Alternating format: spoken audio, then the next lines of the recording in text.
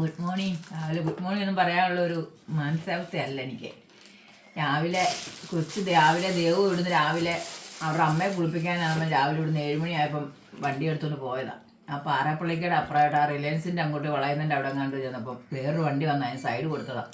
അവിടെ വണ്ടി ഒന്ന് തെന്നി വീണു. വണ്ടി മുഴുവൻ പോയി. അതിലും കൊച്ചിനൊന്നും വല്ലാണ്ട് പറ്റിയിട്ടില്ല. പറ്റിയ ഷോൾഡറിന് വേദനയുണ്ട്, പിന്നെ കാലും കൈയും ഒക്കെ കുറേശ്ശെ പരിക്കുണ്ട്, മുറിവുണ്ട്.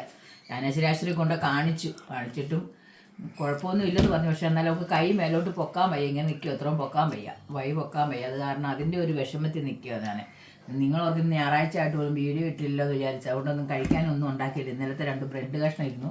ഇച്ചിരി ചായ ഉണ്ട്, എനിക്ക് ഗുളിക കഴിക്കുന്നതുകൊണ്ട് അത് ഞാൻ കഴിക്കുക. പിന്നെ പിള്ളേരെന്നേലും പിന്നെ മേടിക്കാമെന്ന് പറഞ്ഞു. അത് കാരണം ദേ കുഞ്ഞു കേശവാവിൻ്റെ ഇരിപ്പുണ്ടോ അവൻ.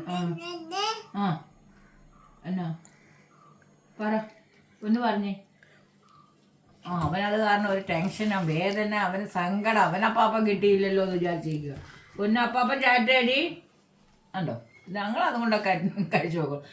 പേടിക്കാനൊന്നുമില്ല, വലിയ പ്രശ്നങ്ങളൊന്നുമില്ല.